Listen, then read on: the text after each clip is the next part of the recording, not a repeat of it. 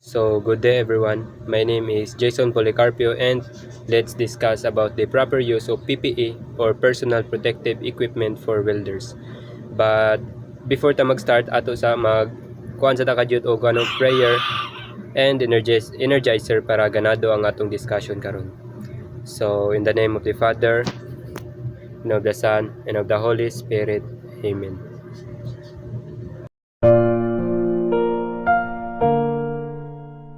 Please bow your heads and let us pray. Angel of God, my guardian dear, to whom God's love commits me here, ever this day be at my side, to light and guard, to rule and guide. Amen. Then let's have a short energizer para ganado ang atong discussion karon. So participate mo everyone para goods. Oh, I'm a gummy bear. Yes, I'm a gummy bear. Oh, I'm a yummy, tummy, funny, lucky gummy bear. I'm a jelly bear, 'cause I'm a gummy bear. Oh, I'm a moving, grooving, jamming, singing gummy bear. Oh yeah, gummy, gummy, gummy, gummy, gummy bear. Gummy, gummy, gummy, gummy, gummy bear. Biting, bite, dolly, party, blending, bite, dolly, party, blending, bite, dolly, party, party, pop. Blinding by dolly party, blinding by dolly party, blinding by dolly party, party pop. Oh, I'm a gummy bear. Yes, I'm a gummy bear. Oh, I'm a yummy, tummy, funny, lucky gummy bear. I'm a jelly bear, 'cause I'm a gummy bear. Oh, I'm a moving, grooving, jamming, singing gummy bear. Oh yeah. Ba-ba-ba-doo-doo-yum-yum. Ba-ba-ba-doo-doo-yum-yum. Ba-ba-ba-doo-doo-yum-yum. 3 times you can buy me. Ba-ba-ba-doo-doo-yum-yum. Ba-ba-ba-doo-doo-yum-yum. Ba-ba-ba-doo-doo-yum-yum. 3 times you can buy me. Gummy, gummy, gummy, gummy, gummy bear. Gummy, gummy, gummy, gummy, gummy bear. And then you want gooey mossy, get right, get out of that line. Get in, talk my Gina, get party pop. And then you call goomy, goomy, singing cool, mumbo chura. My baby, get on my knee, get talk party pop. Oh, I'm a gummy bear. Yes, I'm a gummy bear. Oh, I'm a yummy, tummy, funny, lucky gummy bear. I'm a jelly bear, 'cause I'm a gummy bear. Oh, I'm a moving, grooving, jamming, singing gummy bear. Oh yeah. Oh, oh, oh, oh. Ba-doo-dee, party, dee-dee. Ba-dee-doo-dee-dum, gummy bear. Oh, oh, oh, oh. Dee-doo-dee-dum, dum. Dee-doo-dee, gummy bear, party pop. Ba-ba-ba-doo-doo-yum-yum. Ba-ba-ba-doo-doo-yum-yum. Ba-ba-ba-doo-doo-yum-yum. 3 times you can buy me. Ba-ba-ba-doo-doo-yum-yum. Ba-ba-ba-doo-doo-yum-yum. Ba-ba-ba-doo-doo-yum-yum. 3 times you can buy me. Gummy, gummy, gummy, gummy, gummy bear. Gummy, gummy, gummy, gummy, gummy bear.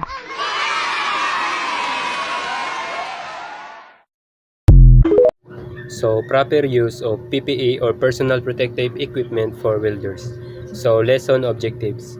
By the end of this lesson, learners should be able to first identify the different types of personal protective equipment used by welders.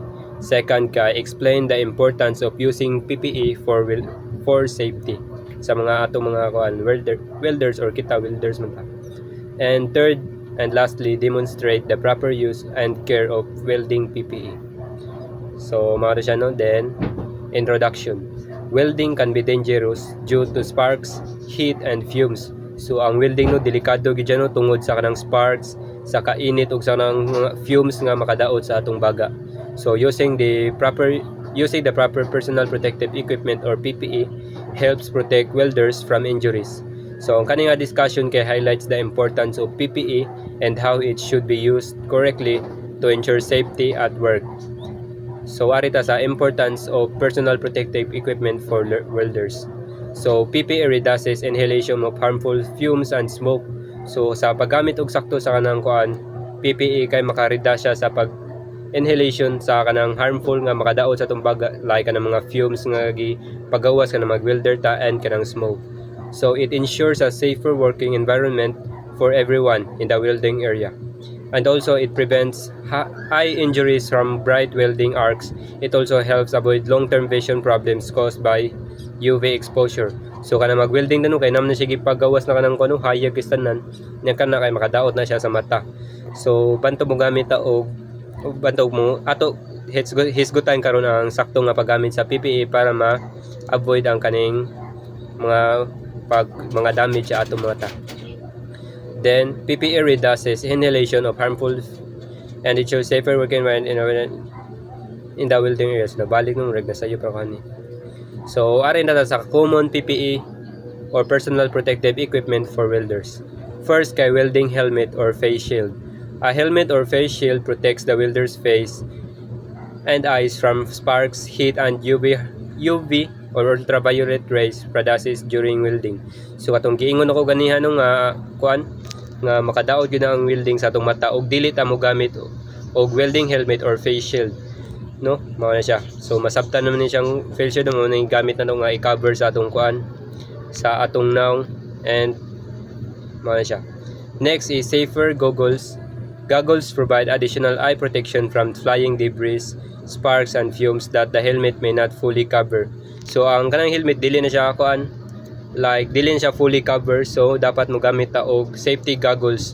Kaya ang kaning safety goggles maka-provide siya og additional eye protection sa kanang mga mulupad, like wag welding ka na amnay mo kanang murag mulupad no nga kuan banto mo gamit ta og goggles. Next kay gloves. Heat resistance gloves protect the hands from burns and cuts while handling hot metals. So kanang heat resistance no kanang leather na siya nga gloves no nga atong gigamit para para dili ta kayo ta maapektuhan sa kainit and para maprotektahan ang atong kamot, no ingana. Sunod kay protective clothing.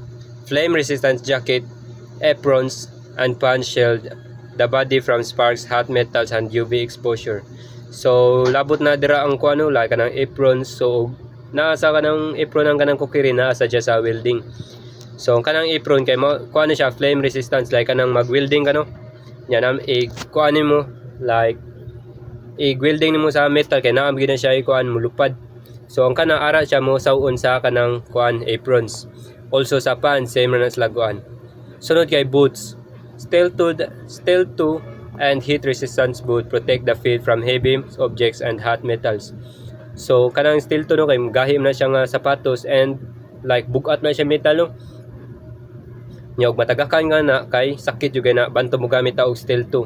And also steel toe kay kuan na siya heat resistance. So sa init man jud na nang kuano kanang welding area. So dapat mo gamit ta og steel toe or sakto ang paggamit sa atong steel toe para ma-avoid ang kana nga problema. Sunod kay air protection. So air plugs and air muffs help prevent hearing damage from loud welding equipment. So sa kanang welding area no kay saba man jud na samot na kanang kuan like sample nang grinding para mag-grind ka or kanang pag-welding kuan saba na siya. So dapat mo gamit ta og air protection like air plugs or air muffs para ma-prevent ang damage sa atong kuan pantungog. Sunod kay respiratory protection. Mask or respirators prevent inhalation of hazardous fumes and smoke. So kanang mag-welding na no atong giingon ko ganiha nga nam na siya i-produce nga kanang smoke or kanang hazardous fumes nga makaguba sa atong baga. So sakto nga paggamit sa respiratory or kanang mask kay maka-prevent sa damage sa atong kuan. Yana. So proper use of PPE. Always wear PPE before starting any welding task. So before ta mag-start sa PPE or before ta mag-start sa atong welding kay dapat mugamit jud og personal protective equipment para sa atong kuan kayuhan. So check each item for damage before use. So kanang kuan like before ta mo start kay ato tan-awon og nabay damage ang atong PPE para dili siya harmful sa atong kuan or ma-prevent ang kanang damage para sa ato. So keep PPE clean and store it properly when not used in place. So after or before or after na to gamito ng atong welding kay dapat naka-store siya sa sakto nga bunakanan or sakto nga place no. Nga so replace any worn out or damaged equipment immediately. So i-check na to sa atong mga PPE na to ug nay damage kay ato gyud siyang ilisan. Nga so make sure PPE fits correctly for full protection. So dapat ang PPE na atong gisuot or personal protective equipment na atong gisuot kay mo fit or mo sakto gyud nato nga na. So improper fitted gear can increase the risk of incident. So example, nag-welding ka, nya mong helmet luag. So matagak na siya din, makaapekto siya sa atong kuan, sa atong health, or kaya kanang goggles mo makuha na siya kalit niya, nag-welding ka, so mo direct na ang UV rays sa atong mata. So benefits of using PPE correctly.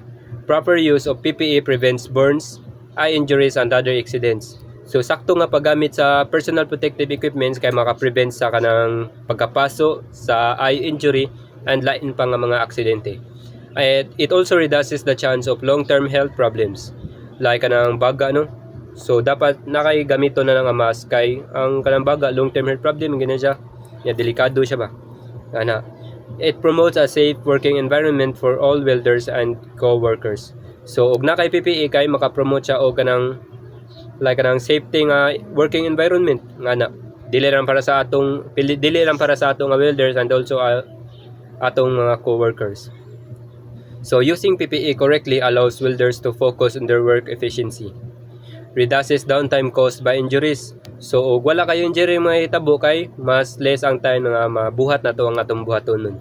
So it also helps maintain consistent productivity and confidence in performing tasks safely. So maka-boost siya og confidence so kay bawam ta nga safety ta. So nga na mao dito din na ako'y short activity dre.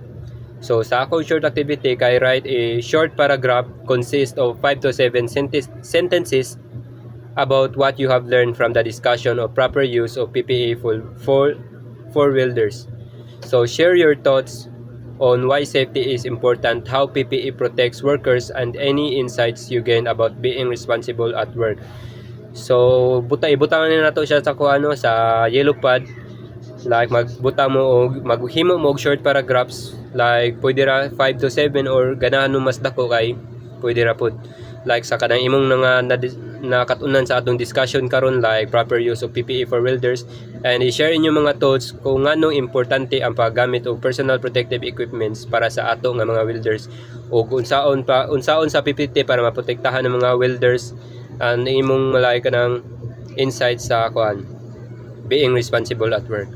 So summary, the proper use of PPE is essential in keeping welders safe from burns, eye injuries, and harmful fumes and other workplace hazards. So understanding the importance of types and correct use of PPE helps ensure that welding tasks are done safely and responsibly. By following safety guidelines and using PPE correctly, welders can protect themselves and create a safer working environment for everyone. So maura dito no, and I hope na amoy nakatunan sa akong discussion karon about proper use of PPE for welders and like kanang common PPE for welders. And thank you.